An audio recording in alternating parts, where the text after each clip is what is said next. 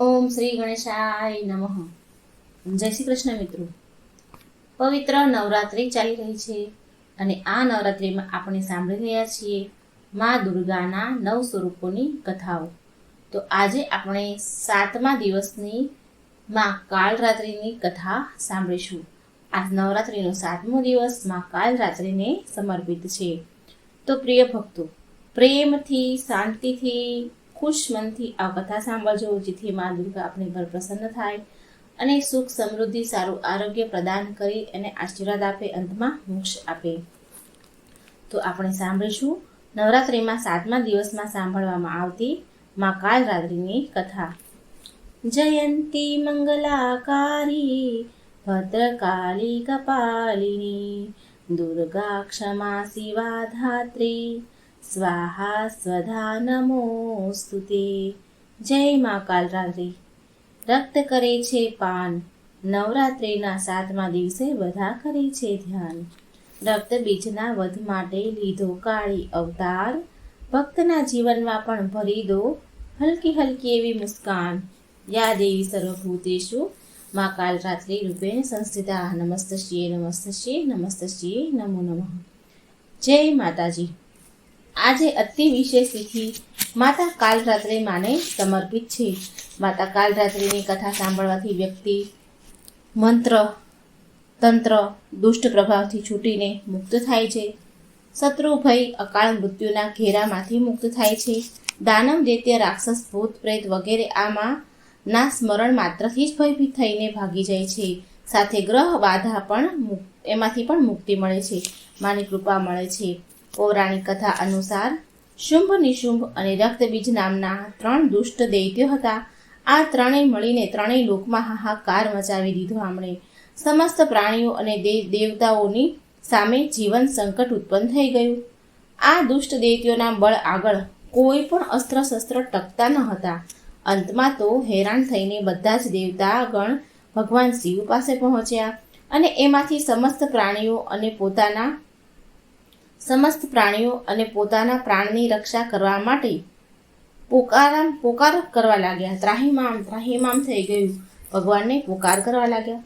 શિવજીએ સમસ્ત પ્રાણીઓની રક્ષા કરવા માટે, જલ્દીથી જ એક છુટકારો મેળવવા માટે, આ સંકટથી છુટકારો અપાવવા માટે અને સમસ્ત પ્રાણીઓની સુરક્ષાનું વચન આપ્યું.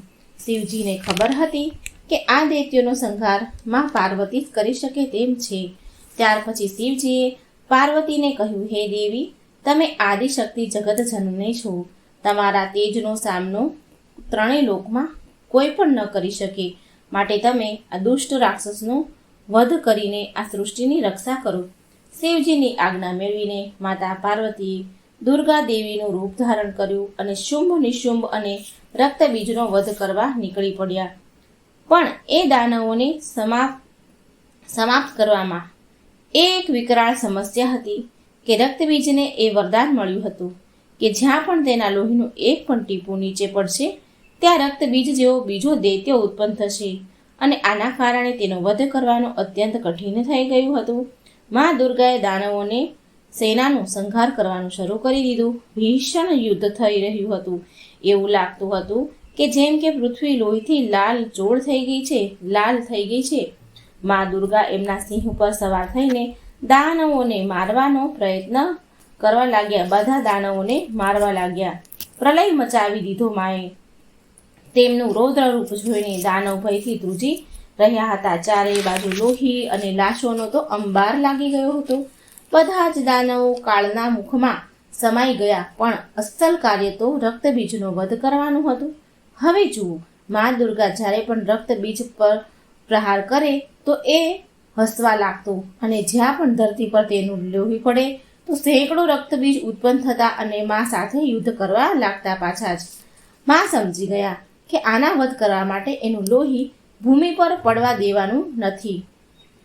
આદિશક્તિ માતા દુર્ગાએ એક જ ક્ષણે એમના તેજથી મા કાળરાત્રિને ઉત્પન્ન કર્યા અને જેવા મા દુર્ગાએ રક્તબીજનું માથું કાપ્યું તો કાળરાત્રિએ એનું લોહી નીચે પડતા પહેલા એમના મોઢામાં ભરી લીધું અને બીજા રક્તબીજ ઉત્પન્ન થયો જ નહીં. આવી જ તે મા દુર્ગાનું સ્વરૂપ કાળરાત્રિ માના દુર્ગાના સ્વરૂપમાંથી કાલરાત્રિ પ્રગટ થયા અને રક્તબીજનો વધ થયો. ત્યારથી માં કાલરાત્રિ દેવીના 7મા સ્વરૂપમાં સ્થાપિત થયા. પ્રિય ભક્તો, આ દિવસે જે પણ સાધક વ્રત કરે છે અને માની કથા સાંભળે છે, એનું પૂજન કરે છે, એના માટે બ્રહ્માંડની બધી સિદ્ધિઓનો દ્વાર ખુલી જાય છે. એના સમસ્ત પાપો મટી જાય છે. તેને અભય પુણ્ય લોકોની પ્રાપ્તિ થાય છે. માં કાલરાત્રિ દુષ્ટોનો વિનાશ કરવાવાળી છે. નવરાત્રિના 7મા દિવસે કાલરાત્રિ માની પૂજા કરવામાં આવે છે. કાલરાત્રિ દેવી દુર્ગા માનું જ એક રૂપ છે, જેનાથી દૈત્ય રક્તબીજના વધ માટે એમના તેજથી ઉત્પન્ન કર્યું હતું. માં દુર્ગાની 7મી શક્તિ કાલરાત્રિના નામથી જણાય છે. આ માના શરીરનો રંગ કાળો છે, જે અંધકારનું પ્રતીક છે. માના ગળામાં માના વાળ વિખરાયેલા છે, જે ઉગ્રતાનું પ્રતીક છે. માના ગળામાં વીજળીની માળા છે, જે માની શક્તિનું પ્રતીક છે. આ માને 3 આંખો છે, જે જ્ઞાન અને દ્રષ્ટિનું પ્રતીક છે. માની નાસિકા, જેમાંથી અગ્નિની ભયંકર અગ્નિજ્વાળા નીકળે છે. માનું વાહન ગધેડો છે. ઉપરની ભુજાઓમાં વર મુદ્રાથી બધાને આશીષ પ્રદાન કરે છે. ડાબી બાજુનો નીચેનો હાથ અભય મુદ્રામાં છે. જમણી બાજુના ઉપરના હાથમાં લોખંડનું શસ્ત્ર છે તથા નીચેના હાથમાં ખડક કટાર છે. માં કાલરાત્રિનું સ્વરૂપ દેખાવામાં અત્યંત ભયાનક છે, પણ માં સદાય શુભ ફળ આપનારા છે. માટે આ માનું નામ શુભાંગીની પણ છે. માટે ભક્તોને આ માથી ડરવાની જરૂર નથી. આ માં પૂરી રીતે મમતામય છે. પ્રેમથી બોલો જય માં કાલરાત્રિ. ઓમ નમઃ શિવાય. માં તમારા બધા જ ભક્તોની સર્વથા રક્ષા કરજો. હવે આપણે સાંભળીશું બીજી કથા.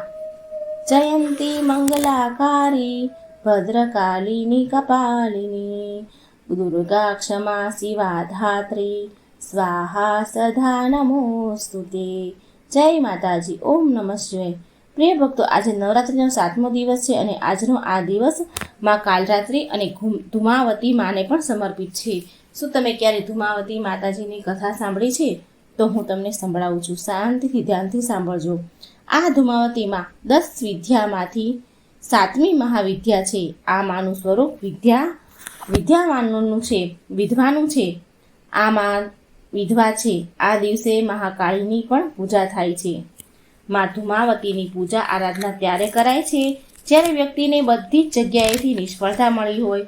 બધી જ રીતે ભક્ત નિરાશ થઈને અંતમાં માં ધુમાવતીની પૂજા આરાધના કરે તો એમની સાધના જલ્દી ફળે છે.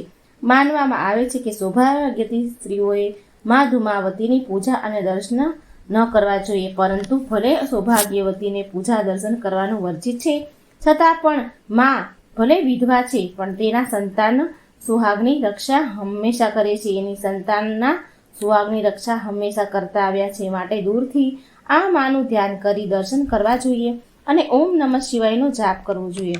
માં ધુમાવતીનો ઉપવાસ કરવાથી વિપત્તિઓનો નાશ થાય છે તથા સ્થિર ગંભીર રોગથી મુક્તિ થાય છે. માં ધુમાવતીની ઉપાસના કરવાથી ફળ મળે છે. કહેવાય છે કે આ માતાની નિરંતર સ્તુતિ કરવાવાળા ક્યારેય ધન વિહીન નથી રહેતા. તેને દુઃખ અડતા પણ નથી. મોટી શક્તિ પણ આ મા સામે ટકી શકતી નથી. આ માનું તેજ સર્વોચ્ચ કહેવાય છે. પ્રિય ભક્તો, આના પહેલાં હું આ કથા મહિમા વિસ્તારથી સંભળાવું તો એના પહેલાં તમે વિડીયો લાઈક અને શેર જરૂર કરી લેજો. જય માતાજી કમેન્ટમાં જરૂર લખજો. માં ધુમાવતીની સાધના કરવી એ બધાના હાથની વાત નથી. બધી મહાવિદ્યા માતાજી સ્ત્રી આપે છે. માં ધુમાવતી શ્રી વિહીનતા તેના સુપડામાં લઈને ચાલ્યા જાય છે. જીવનથી દુર્ભાગ્ય, અજ્ઞાન, દુઃખ, રોગ, કલેશ, શત્રુ વિદાય થઈને સાધક જ્ઞાન સ્ત્રી પ્રદાન થાય છે. સાધકને જ્ઞાન અને શ્રી ભરપૂર પ્રદાન થાય છે. આ માને અલક્ષ્મી કહેવાય છે. શ્રેષ્ઠા લક્ષ્મીની મોટી બહેન કહેવાય છે. માં ધુમાવતી વિધવા સ્વરૂપમાં પૂજાય છે તથા આ માનું વાહન કાગડો છે. આ માં સફેદ વસ્ત્ર ધારણ કરીને ખુલ્લા વાળમાં હોય છે. ધુમાવતી મહાવિદ્યા જ એવી શક્તિ છે કે જે વ્યક્તિની દિનહીનતા અવસ્થાનું કારણ છે. વિધવાના આચરણવાળી આ મહાશક્તિ દુઃખ દરિદ્રની સ્વામીની હોવા છતાં પણ એના ભક્તો પર કૃપા કરે છે. માં મલિન વસ્ત્ર ધારણ કરે છે. લાંબા તથા વિરલ દાંતોવાળા છે, હાથોમાં સુપડું લઈને ભક્તોના દુઃખ દરિદ્રને લઈને તેને પછાડી નાખે છે તથા કૃષ્ણ વર્ણના છે, પૈડા વગરના રથો પર બેઠેલા છે. પ્રિય ભક્ત, દેવીનું મુખ્ય અસ્ત્ર છે સુપડું, જેમાં મા સમસ્ત વિશ્વને સમેટીને મહાપ્રલય કરી દે છે. 10 મહાવિદ્યામાં દેવીને દારૂણ કહીને પૂજાય છે. શ્રાપ દેવા, નષ્ટ કરવું અને સંહાર કરવાની જેટલી પણ ક્ષમતા છે એ આ દેવીના જ કારણે છે. ક્રોધમાં ઋષિઓના મૂળ શક્તિ ધૂમાવતી છે. જેવી રીતે દુર્વાસા, અંગીરા, ભૃગુ, પરશુરામ વગેરે સૃષ્ટિ કલહના દેવી હોવાના કારણે આ માને દેવી પ્રિયા પણ કહેવાય છે. ચતુર્માસ દેવીનો મુખ્ય સમય હોય છે, જ્યારે આ માને પ્રસન્ન કરવામાં આવે છે. દેશના કેટલાય ભાગોમાં કાળી ચૌદસ નરક ચતુર્થીના દિવસે ઘરનો કૂડો કચરો સાફ કરીને તમે અમારું બધું દરિદ્ર લઈને વિદાય થઈ જાઓ, આવું કહે છે, આવું બોલવામાં આવે છે. તો આ માં બધું દરિદ્ર લઈને ચાલ્યા જાય છે. પ્રિય ભક્તો, અંતે આ માતા વિધવા કેમ છે? આ માતા આટલા નિષ્ઠુર અને પ્રલયકારી કેમ છે? આ જાણવા માટે ચાલો સાંભળીએ માતાની ઉત્પત્તિની કથા. પ્રિય ભક્તો, આ કથા એ સમયની છે જ્યારે ભગવાન ભોળાનાથ માતા પાર્વતીને કહી રહ્યા છે કે હે પાર્વતી, આજે આપણા અતિથિ ગૃહમાં આપણા કૈલાસ પર બ્રહ્માજી અને વિષ્ણુ એમની પત્ની સાથે ભોજન કરવા આવી રહ્યા છે, માટે તમે એમના ભોજનની પૂરી તૈયારી કરો. હવે આ સાંભળીને માતા પાર્વતીએ બધા અતિથિઓ માટે ખાવાની વ્યવસ્થા કરી. જ્યારે બધા અતિથિ ખાવા લાગ્યા, બ્રહ્માજી, વિષ્ણુ ભગવાન જમવા લાગ્યા, તો તેમની પત્નીઓ જ્યારે જમવા લાગી, પછી જ્યારે શિવજીનું ભોજન સમાપ્ત થવાનું હતું, તો માતા પાર્વતીએ કહ્યું કે સ્વામી, તમે ભોજન સમાપ્ત કરો, એ ઉપરાંત તમે થોડું ભોજન મારા માટે પણ છોડી દેજો. હું તમારું મૂકેલું વધેલું ભોજન ખાઈને તૃપ્ત થઈ જાઉં છું. પ્રિય ભક્તો, માતા પાર્વતીનો આ રોજનો નિયમ હતો કે ભગવાન ભોલાનાથ શિવજી જે ખાય એમાં થોડું વધારે અને જે એ વધેલું હોય એ જ માં જમે. એમાં એમને અનંત તૃપ્તિ મળતી હતી મા પાર્વતીને.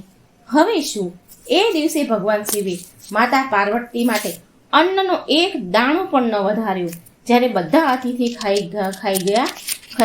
જમી લે છે, તો તેમણે જોયું કે શિવજીએ તો આજે એમના માટે જરાય ભોજન જ ન રાખ્યું. હવે આ જોઈને તેમને બહુ દુઃખ થયું મા પાર્વતીને. હવે તો ભૂખના મારે તેમની ખરાબ હાલત થવા લાગી. મા પાર્વતી તો અન્નપૂર્ણા સ્વરૂપા છે, એ તો બધા જગતની જનની છે, બધા જીવો અને પ્રાણીઓનું ભરણ પોષણ કરે છે. પણ આજે મા ભૂખના મારે વ્યાકુળ થઈ રહ્યા હતા. હવે ભૂખથી એ એટલા બધા વ્યાકુળ થઈ ગયા કે તે ધ્યાનમગ્ન શિવજીની પાસે જાય છે અને એમની પાસે ભોજનની યાચના કરે છે, માંગે છે. ભગવાન શિવ એ સમયે ધ્યાનમાં લીન હતા. તેમણે માતાના વચનને ન સાંભળ્યા. એમ કહો કે શિવજીએ તેમની વાતને ટાળી નાખી, અણસાંભળી કરી નાખી. હવે માતા પાર્વતીની ભૂખ તો ઉગ્ર થવા લાગી. મા પાર્વતીને ક્રોધ આવવા લાગ્યો. તેમણે કહ્યું કે હે સ્વામી, હું જગતના સમસ્ત મનુષ્યને, સમસ્ત જીવોનું પેટ ભરું છું અને આજે હું ભૂખથી તડપી રહી છું. તમારી ફરજ છે કે તમે મારું ભરણ પોષણ કરો, તમે મને તૃપ્ત કરો. પણ ભગવાન, તમે મને ભોજન કેમ નથી આપી રહ્યા?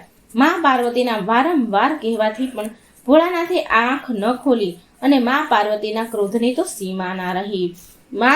મા શિવને ગળી ગયા. જ્યારે મા પાર્વતીજી શિવજીને ગળી જાય છે, ત્યારે માતાના ઉદરમાં ભગવાન શિવ હાજર હતા અને તેમના કંઠમાં જે વિષ હતું એ પ્રભાવથી માતાના શરીરમાંથી ધુવાડો નીકળવા લાગ્યો અને જોત જોતામાં માના રેશમી વસ્ત્ર, આભૂષણ અને 16 શિંગાર અદૃશ્ય થઈ જાય છે અને મા પાર્વતી એક વિધવાનું રૂપ ધારણ કરી લે છે.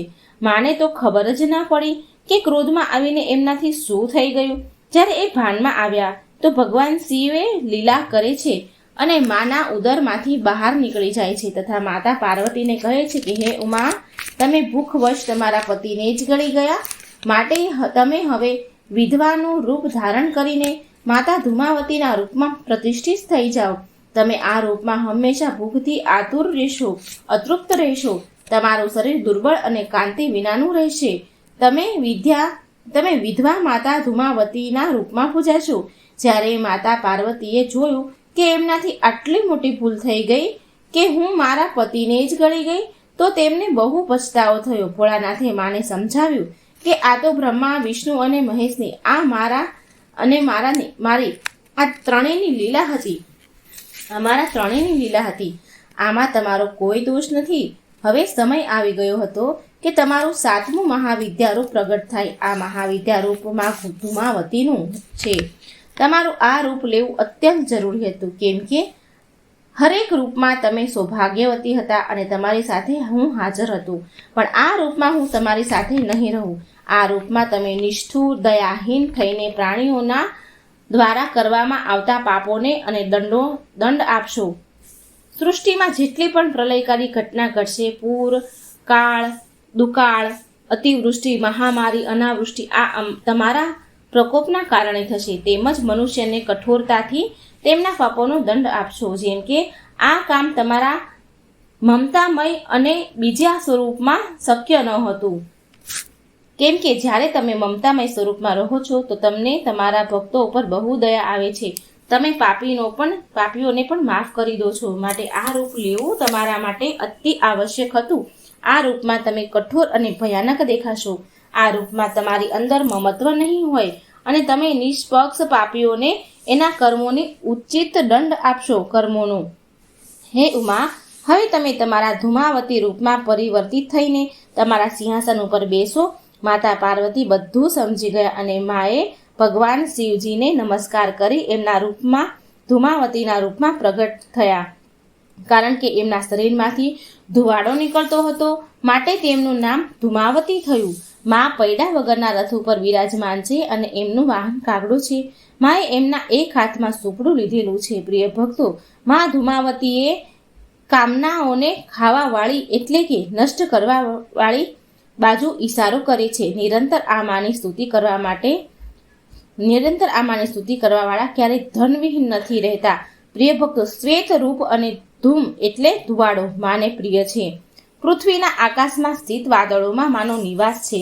પ્રિય ભક્તો, મા ધૂમાવતીની પૂજા કરતા સમયે આવી રીતે ધ્યાન કરવું જોઈએ કે મા પ્રસન્ન થઈને અમારા બધા રોગ, દોષ, કલેશ, તંત્ર, મંત્ર, ભૂત, પ્રેત વગેરેને તમારા સુપડામાં સમેટીને અમારા ઘરેથી વિદાય થઈ રહ્યા છો. આવું ધ્યાન કરવું અને આપણને ધન, લક્ષ્મી, સુખ, શાંતિ, આશીર્વાદ આપી રહ્યા છે. જ્યારે દુર્ભાગ્ય, દુઃખ અને દરિદ્રતા લાંબા સમયથી પીછો કરતી હોય તો મા ધૂમાવતીની દીક્ષા લઈને તેમને ઉપાસના કરવી જોઈએ. જ્યારે શત્રુ મૃત્યુ સમાન પીડા આપી રહ્યા હોય ત્યારે ધૂમાવતીની ઉપાસના કરવી જોઈએ. ધ્યાન રહે કે મા ધૂમાવતીની ઉપાસના કોઈ સારા ગુરુના સંરક્ષણમાં જ કરવી જોઈએ. દીક્ષા લીધા વગર આ માનો મંત્ર જાપ ન કરવો જોઈએ. દેવી ધૂમાવતી ધુવાડાના સ્વરૂપમાં વિદ્યમાન છે તથા પાર્વતીના ભયંકર તથા ઉગ્ર સ્વભાવનું પ્રતિનિધિત્વ કરે છે. જેઠ માસની શુક્લ પક્ષની 8મના દિવસે ધૂમાવતી જયંતિ મનાવાય છે. આ તિથિએ માનો પ્રાદુર્ભાવ થયો હતો. નારદ પંચરાત્રના અનુસાર દેવી ધૂમાવતીમાંથી ઉગ્ર ચંડિકા, ઉગ્ર તારા જેવા ઉગ્ર ભયંકર પ્રવૃત્તિવાળી દેવીઓને તેમના શરીરમાંથી પ્રગટ કર્યા છે. ઉગ્ર સ્વભાવ, ભયંકરતા વગેરે માં ધૂમાવતીને જ અન્ય દેવીને પ્રદાન કર્યું છે. દેવીએ ક્રોધવશ એમના પતિ ભગવાન શિવજીનું ભક્ષણ કર્યું હતું. દેવીનો સંબંધ અતૃપ્ત ભૂખ સાથે છે. દેવી સર્વદા અતૃપ્ત અને ભૂખી રહે છે. પરિણામ સ્વરૂપ દેવી દુષ્ટ દૈત્યોના માંસનું ભક્ષણ કરે છે, પરંતુ એમની ક્ષુધા શાંત થતી નથી. મા ધૂમાવતીના કોઈ સ્વામી નથી. શિવ છે તો પણ શૂન્ય ભૈરવ માટે આ વિધવા માતા માનવામાં આવે છે. આ માની સાધનાથી જીવનમાં નિડરતા અને નિશ્ચલતા આવે છે. માની સાધના અને પ્રાર્થના આત્માબળનો વિકાસ થાય છે. પ્રાર્થનાથી આ મહાવિદ્યાના ફળથી દેવી ધૂમાવતી શુક્રીના રૂપમાં પ્રત્યક્ષ પ્રગટ થઈને સાધકના બધા રોગ અને શત્રુનો નાશ કરે છે. પ્રબળ મહાપ્રલયકારી તથા સિદ્ધ પુરુષના રૂપમાં એ સાધકની ખ્યાતિ થાય છે. જેમ સુપડાને ઝાટકીને કાકરા પથ્થરને અલગ કરાય છે, એવી જ રીતે દુર્ગણોને અલગ કરી દે છે. મા ધૂમાવતીમાં શક્તિશાળી સ્વયં નિયંત્રતા છે. ઋગ્વેદમાં રાત્રિ સુક્તામાં આ માને સુક્તા કહેવાયા છે. માટે સુખપૂર્વક તારવા યોગ્ય છે. અભાવ અને સંકટને દૂર કરવાવાળી માં કહેવાય છે ધૂમાવતી. તો એકવાર પ્રેમથી બોલો, જય મા ધુમાવતીની જય, જય મા કાલરાત્રિ, જય મા અંબે ભવાની, ઓમ નમઃ શિવાય. મિત્રો, આ હતી નવરાત્રિના 7મા દિવસની મા કાલરાત્રિની અને મા ધુમાવતીની અતિ દુર્લભ કથા. જો વિડીયો સારો લાગે તો લાઈક અને શેર કરવાનું ભૂલશો નહીં. આ ચેનલને સબસ્ક્રાઈબ કરવાનું પણ ભૂલશો નહીં. જય શ્રી કૃષ્ણ. રાધે રાધે. Thank you.